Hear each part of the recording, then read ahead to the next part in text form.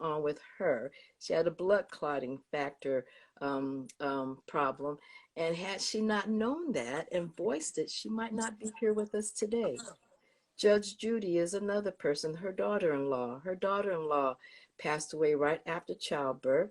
And she had been speaking to her husband. Oh, Judge Hatchett. Judge, Yes. I'm sorry, not say Judge Judy. Lord have mercy. Judge Hatchett, yes. Hatchet, Lord. I meant Hatchet. Lost her daughter-in-law in childbirth, rest in peace, sis, and left, children behind and a husband behind because doctors were not listening. They were dismissing, and that's what's happening. Yes, there might be some women that have some pre-existing issues, which we're going to talk about next. But a lot of times we are looked at as being strong women. We don't know what we're talking about. You're going to be okay. And a lot of major problems become life-threatening problems that sometimes causes our women's demise.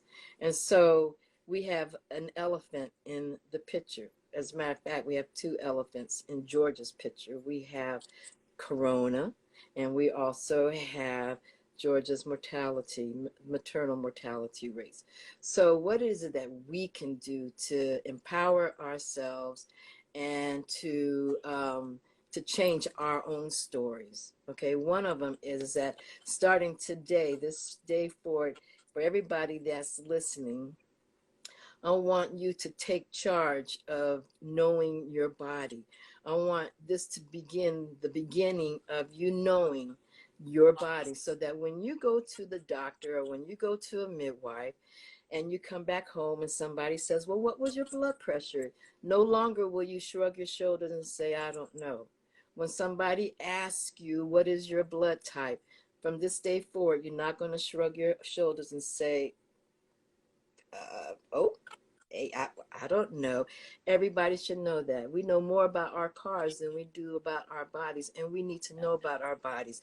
We need to know about our bodies so that we can advocate for ourselves. Okay, we have to advocate for ourselves. It's obvious that we're not being listened to and that we are being dismissed. And so we have to have a voice, but you have to put something in that voice.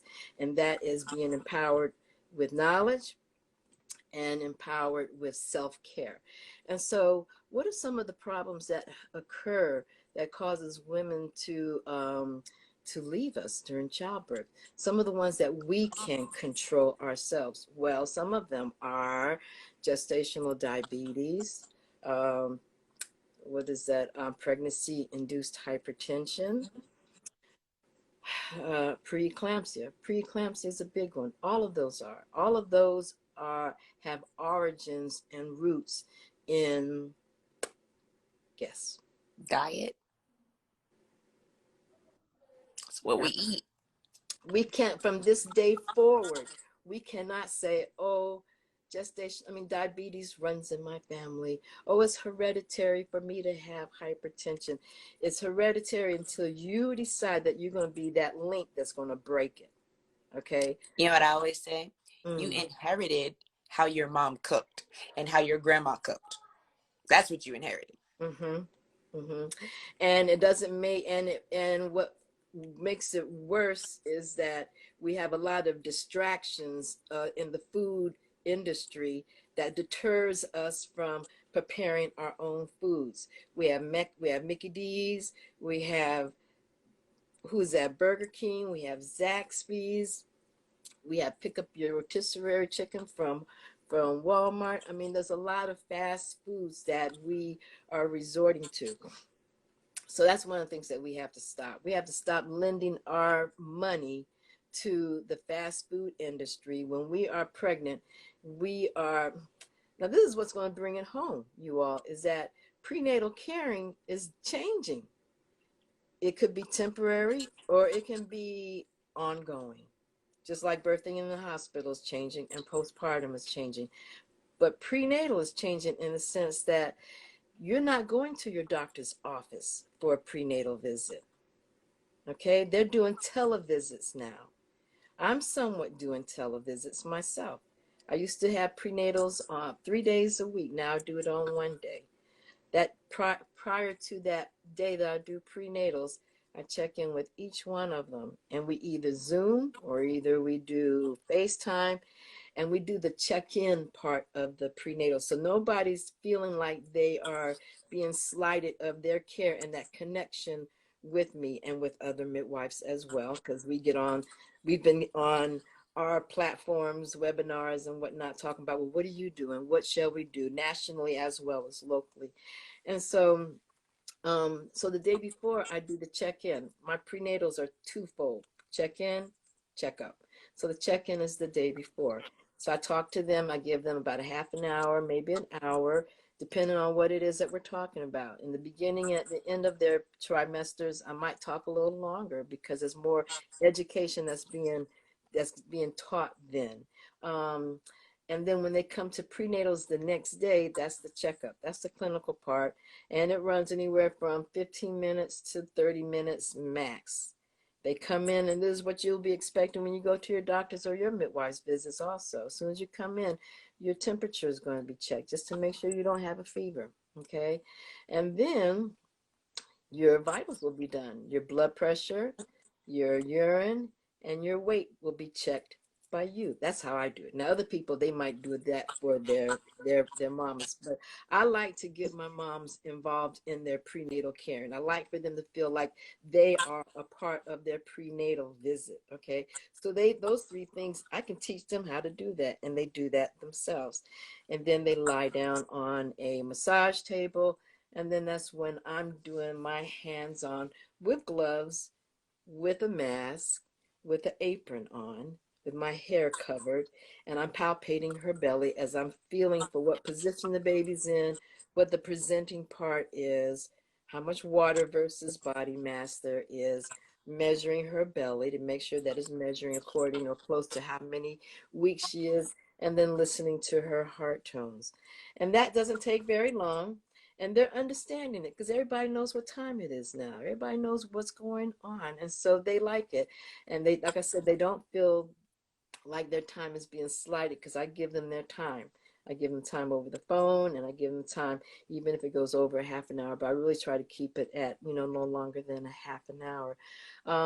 And then the most interesting thing is what's called cyber prenatals. Now, cyber prenatals is also being promoted even by your doctors, where you are not coming in until your third trimester. Well, at the third trimester, then that's when your preeclampsia is at its full peak, and so is your gestational diabetes, and so is your hypertension. All of those are now at high peak. So if that's the management that's going on in your doctor's office, then what can you do to take charge of yourself, your health? Well, get yourself a blood pressure cup. You can order yourself a blood pressure cup off of eBay or off of Amazon for about $35. Get yourself a Doppler. It doesn't have to be one of these $100 and $200 Dopplers. You can buy yourself a $45 Doppler. And some of these doctors are giving out prenatal kits that include the blood pressure cuff, the Doppler, and then you get yourself a scale and measuring tape and whatnot. And then you do this over the phone with your doctor as you have been instructed how to listen, how to find and listen to your baby's Oh, heart tone, wow. how to feel for your baby's position, doing your blood pressure. So this is done cyberly, the entire prenatal. So you have cyber prenatals that are getting ready to take off, and you have televisits and shorter prenatal visits that are being implemented now. I experienced that just with the store and a restaurant yesterday. Yesterday I went to a store, then I went to a restaurant. Both of those places was the same thing. With the store, I had to call in what I wanted to buy. I had to call them up and tell them I was in their driveway.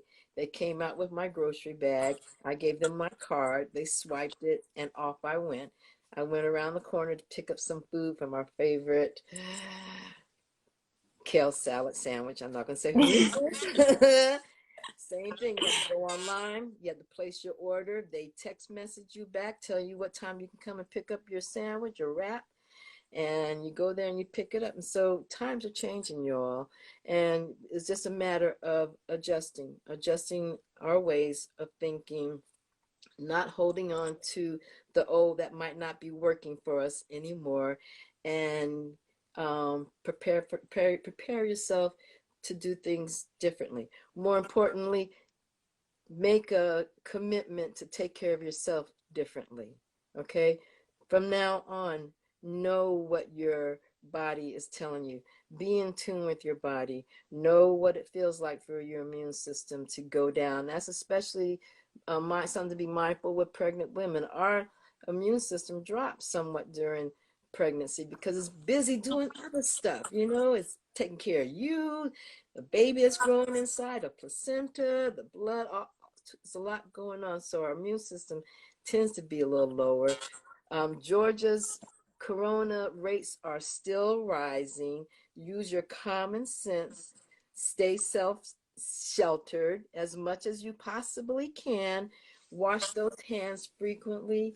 Wear a mask. And my giveaway for you all is I've done a mask roundup on Facebook over the last month, Ooh. and people have been donating, you know, masks here and there, and then I've been making my own hand sanitizer with fresh aloe gel and 190% proof grain alcohol from the pack store. And some great essential oils that are really good for antibacterial and antiviral uses.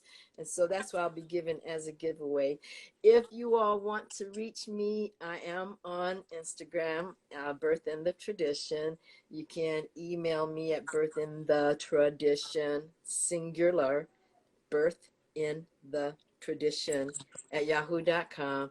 And I'm also on Facebook as well. Awesome. And I think we had some people who joined who weren't with us in the beginning. So just for you guys who didn't hear when we started, you know, we're here live with the Mama Soko Collective. I am Ebony Johnson, and I've been sitting here listening and taking in this wisdom from Mama Sarahn, who is the head midwife for Birth in the Tradition. She was actually my home birth midwife when I delivered at home my 19-month-old. And I did all of my prenatal care with her as well.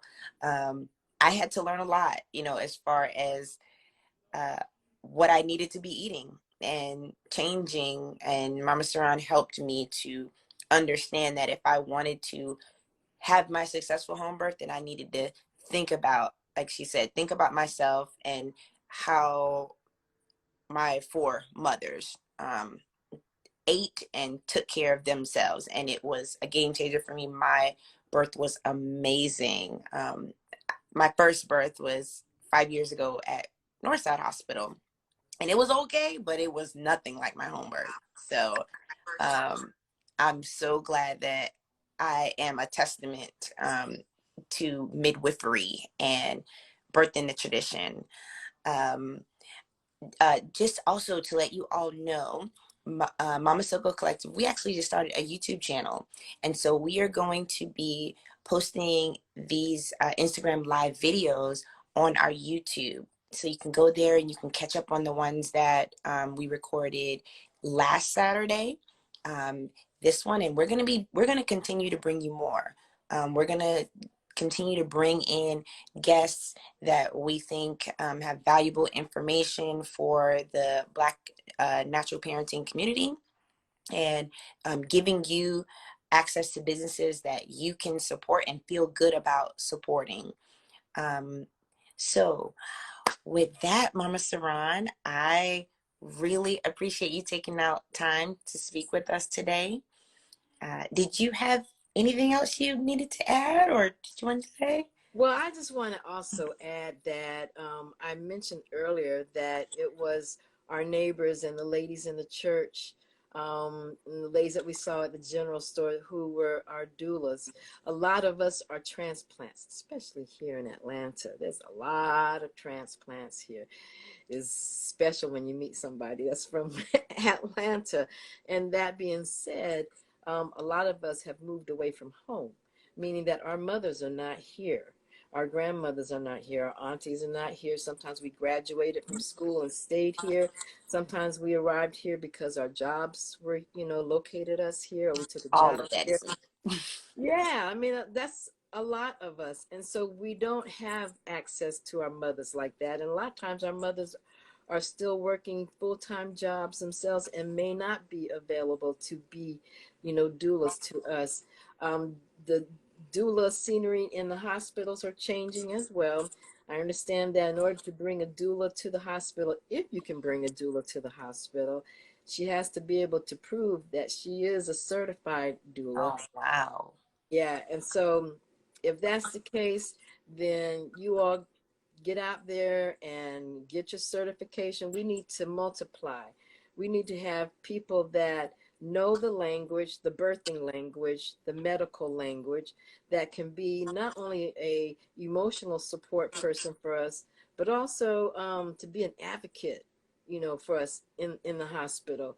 Doulas are nice in home birth as well, but they are particularly needed and important in the hospital because things can go by you real fast if you don't know what they're saying. And if you already feel intimidated because you're in their territory, then you need somebody that knows their territory that can advocate for you.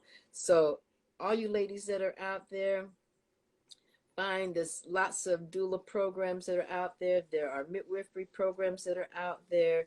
And I'm just saying that because we need to multiply. I was just writing a paper a few minutes ago indicating that back in the 1925, Georgia had 9,000 midwives that were registered.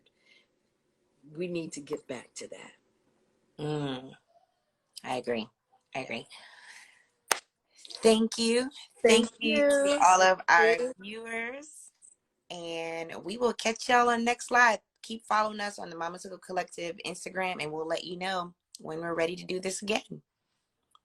Bye, Mama Sarahn. Bye-bye. Thank you. You're welcome. Bye, y'all.